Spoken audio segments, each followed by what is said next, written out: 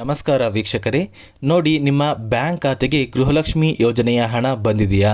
ಹಾಗಾದರೆ ಯಾರಿಗೆಲ್ಲ ಗೃಹಲಕ್ಷ್ಮಿ ಯೋಜನೆಯ ಹಣ ಬಂದಿದೆ ಅಂತ ಹೇಳ್ತಾ ಇದ್ದೀರಲ್ಲ, ಅಂತಹ ಫಲಾನುಭವಿಗಳಿಗೆ ಸರ್ಕಾರದಿಂದ ಒಂದು ಎಚ್ಚರಿಕೆನ ಕೊಟ್ಟಿದ್ದಾರೆ. ಹಾಗಾದರೆ ಸರ್ಕಾರ ಯಾಕೆ ಈ ಒಂದು ಎಚ್ಚರಿಕೆನ ಕೊಟ್ಟಿದೆ ಅಂತ ನೀವು ಕೇಳಬಹುದು. ನಿಮ್ಮ ಬ್ಯಾಂಕ್ ಖಾತೆಗೆ ಬಂದಿರುವಂತಹ ಗೃಹಲಕ್ಷ್ಮಿ ಯೋಜನೆಯ ಹಣ ಕಟ್ಟಾಗುವಂತಹ ಸಾಧ್ಯತೆ ತುಂಬಾನೇ ಇದೆ.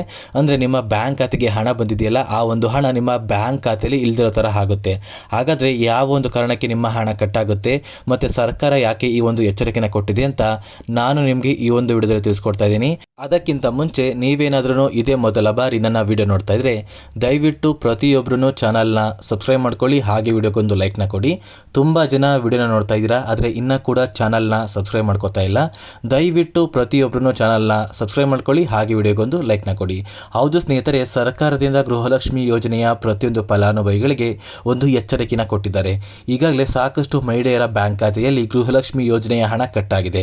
ಯಾರಿಗೆಲ್ಲ ಗೃಹಲಕ್ಷ್ಮಿ ಯೋಜನೆಯ ಹಣ ಬಂದಿದೆ ಮತ್ತು ಇನ್ನೂ ಕೂಡ ನಮ್ಮ ಬ್ಯಾಂಕ್ ಖಾತೆಗೆ ಹಣ ಬಂದಿಲ್ಲ ಅಂತ ಹೇಳ್ತಾ ಇದ್ರಲ್ಲ, ಇಂತಹ ಫಲಾನುಭವಿಗಳಿಗೆ ಸರ್ಕಾರದಿಂದ ಒಂದು ಎಚ್ಚರಿಕೆನ ಕೊಟ್ಟಿದ್ದಾರೆ. ಇಲ್ಲಿ ಸರ್ಕಾರದಿಂದ ಗೃಹಲಕ್ಷ್ಮಿ ಯೋಜನೆಯ ಹಣನ ಪ್ರತಿಯೊಂದು ಫಲಾನುಭವಿಗಳ ಬ್ಯಾಂಕ್ ಖಾತೆಗೆ ಬಿಡುಗಡೆ ಮಾಡ್ತಾ ಇದ್ದಾರೆ. ನಿಮ್ಮ ಬ್ಯಾಂಕ್ ಖಾತೆಗೆ DBT ಮೂಲಕ ಸರ್ಕಾರ ಹಣನ ಬಿಡುಗಡೆ ಮಾಡ್ತಾ ಇದೆ. ಇಲ್ಲಿ ನಿಮ್ಮ ಬ್ಯಾಂಕ್ ಖಾತೆಗೆ ಹಣನ ಹಾಕೋದಕ್ಕೆ ಯಾರು ಕೂಡ ಬರ್ತಾ ಇಲ್ಲ.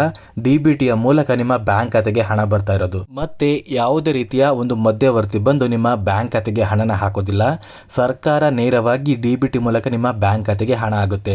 ಸೊ ಇದೇ ತರ ಒಂದು ಸರ್ಕಾರ ನಿಮ್ಮ ಬ್ಯಾಂಕ್ ಖಾತೆಗೆ ಹಣನ ಹಾಕೋದು. ಹಾಗಾದ್ರೆ ಸರ್ಕಾರ ಯಾಕೆ ಎಚ್ಚರಿಕೆನ ನೀಡಿದೆ?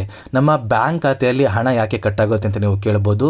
ನೋಡಿ, ಇಲ್ಲಿ ಏನಾಗಿದೆ ಅಂದ್ರೆ ಹುಬ್ಬಳ್ಳಿಯ ಕೆಲವೊಂದು ಗ್ರಾಮಗಳಲ್ಲಿ ಅಲ್ಲಿನ ಫಲಾನುಭವಿಗಳಿಗೆ ಕೆಲವೊಂದು ಸದಸ್ಯರು ಏನ್ ಮಾಡಿದ್ದಾರೆ ಅಂದ್ರೆ, ನಾವು ಗೃಹಲಕ್ಷ್ಮಿ ಯೋಜನೆಯ ಒಂದು ಇಲಾಖೆಯಿಂದ ಬಂದಿದ್ದೀವಿ, ನಿಮ್ಮ ಬ್ಯಾಂಕ್ ಖಾತೆಗೆ ಯಾವ ಒಂದು ಕಾರಣಕ್ಕೆ ಹಣ ಬಂದಿಲ್ಲ ಅಥವಾ ನಿಮ್ಮ ಬ್ಯಾಂಕ್ ಖಾತೆಗೆ ಹಣ ಬಂದಿರೋದನ್ನ ನಾವು ನಿಮಗೆ ತೆಗೆದುಕೊಡ್ತೀವಿ ಅಂತ ಕೆಲವೊಂದು ಸುಳ್ಳನ್ನ ಹೇಳಿ ಅಂತಹ ಫಲಾನುಭವಿಗಳ ಆಧಾರ್ ಕಾರ್ಡ್ ಮತ್ತು ರೇಷನ್ ಕಾರ್ಡ್ನ ಇಸ್ಕೊಂಡು ಅವರ ಬ್ಯಾಂಕ್ ಖಾತೆಯಲ್ಲಿ ಇರುವಂತಹ ಹಣನ ಈ ಒಂದು ಸರ್ಕಾರದ ಹೆಸರಿನಲ್ಲಿ ಬಂದಿರುವಂತಹ ಒಂದು ಮೋಸಗಾರರು ಅವರ ಬ್ಯಾಂಕ್ ಖಾತೆಗೆ ಟ್ರಾನ್ಸ್ಫರ್ ಮಾಡ್ಕೊಂಡು ಹೋಗಿದ್ದಾರೆ. ನೋಡಿ ಸ್ನೇಹಿತರೆ, ಯಥೇಚ್ಛಾಗಿ ಈ ಒಂದು ಘಟನೆಗಳು ಗ್ರಾಮಗಳಲ್ಲಿ ನಡೆಯುತ್ತೆ. ಸೊ ಗ್ರಾಮದ ಜನರಿಗೆ ಈ ಒಂದು ವಿಷಯದ ಬಗ್ಗೆ ತಿಳ್ಕೊಂಡಿರೋದಿಲ್ಲ. ಅದೇ ಒಂದು ಕಾರಣಕ್ಕೆ ಯಾವುದೇ ಒಂದು ಸದಸ್ಯರು ಸರ್ಕಾರದಿಂದ ಬಂದಿದ್ದೀವಿ, ನಿಮ್ಮ ಬ್ಯಾಂಕ್ ಖಾತೆಗೆ ಹಣ ಬಂದಿದೆಯಲ್ಲ, ಆ ಒಂದು ಹಣನ ತೆಕ್ಕೊಡ್ತೀವಿ ಅಥವಾ ನಿಮ್ಮ ಗೃಹಲಕ್ಷ್ಮಿ ಯೋಜನೆಯ ಒಂದು ಸಮಸ್ಯೆ ಏನಿದೆ ಅದಕ್ಕೆ ನಾವು ಪರಿಹಾರ ಕೊಡ್ತೀವಿ ಅಂದರೆ, ನೀವು ಯಾವುದೇ ರೀತಿಯ ನಿಮ್ಮ ಒಂದು ರೇಷನ್ ಕಾರ್ಡ್ ಇರ್ಬೋದು ಅಥವಾ ನಿಮ್ಮ ಆಧಾರ್ ಕಾರ್ಡ್ ಇರ್ಬೋದು, ಯಾವುದೇ ರೀತಿಯ ಒಂದು ದಾಖಲಾತಿಗಳನ್ನ ಕೊಡೋದಕ್ಕೆ ಹೋಗಬೇಡಿ. ನಿಮ್ಮ ಆಧಾರ್ ಕಾರ್ಡ್ ನಂಬರ್ ಇದ್ರೆ ಸಾಕು, ನಿಮ್ಮ ಬ್ಯಾಂಕ್ ಅಲ್ಲಿ ಇರುವಂತಹ ಎಲ್ಲ ದುಡ್ಡನ್ನ ಕೂಡ ಅವರು ತಗೋಬಹುದು.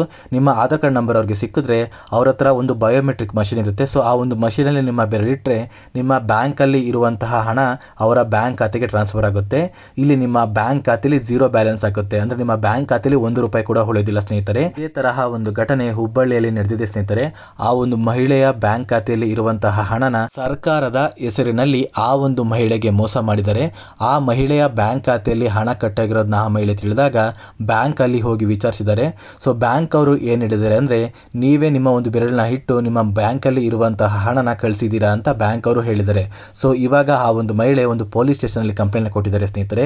ಸೊ ಇದೇ ತರ ಒಂದು ಘಟನೆ ನಿಮ್ಮ ಊರಲ್ಲಿ ಕೂಡ ನಡೆಯಬಹುದು. ದಯವಿಟ್ಟು ಪ್ರತಿಯೊಂದು ಫಲಾನುಭವಿಗಳು ಯಾರೇ ಬಂದು ನಿಮ್ಮ ಗೃಹಲಕ್ಷ್ಮಿ ಯೋಜನೆಯ ಹಣನ ಡ್ರಾ ಮಾಡ್ಕೊಡ್ತೀವಿ ಅಂತ ಹೇಳಿದ್ರೆ, ನೀವು ಯಾವುದೇ ರೀತಿಯ ನಿಮ್ಮ ಒಂದು ದಾಖಲಾತಿಗಳನ್ನ ಕೊಡೋದಕ್ಕೆ ಹೋಗಬೇಡಿ. ನಿಮ್ಮ ಬ್ಯಾಂಕ್ ಅಲ್ಲಿ ಇರುವಂತಹ ಹಣನ ನೀವು ತಗೋಬೇಕು ಅಂದ್ರೆ ನೀವು ಬ್ಯಾಂಕ್ ಅಲ್ಲೇ ಹೋಗಿ ತಗೊಳ್ಳಿ ಅಂತ ಹೇಳ್ತಾ, ಆದಷ್ಟು ಈ ಒಂದು ವಿಡಿಯೋನ ನಿಮ್ಮ ಸ್ನೇಹಿತರಿಗೂ ಕೂಡ ಶೇರ್ ಮಾಡಿ ಅಂತ ಹೇಳ್ತಾ ಈ ಒಂದು ವಿಡಿಯೋನ ಇಲ್ಲಿಗೆ ಎಂಡ್ ಮಾಡ್ತಾ ಇದ್ದೀನಿ. ನೋಡಿ ಸ್ನೇಹಿತರೆ, ನಾನು ನಿಮಗೆ ಈ ಒಂದು ವಿಡಿಯೋದಲ್ಲಿ ಕೊಟ್ಟಿರುವಂಥ ಮಾಹಿತಿ ನಿಮ್ಗೆ ಏನಾದ್ರೂ ಇಷ್ಟ ಆಗಿದ್ರೆ ದಯವಿಟ್ಟು ಪ್ರತಿಯೊಬ್ಬರೂ ಚಾನಲ್ನ ಸಬ್ಸ್ಕ್ರೈಬ್ ಮಾಡ್ಕೊಳ್ಳಿ, ಹಾಗೆ ವಿಡಿಯೋಗೊಂದು ಲೈಕ್ನ ಕೊಡಿ.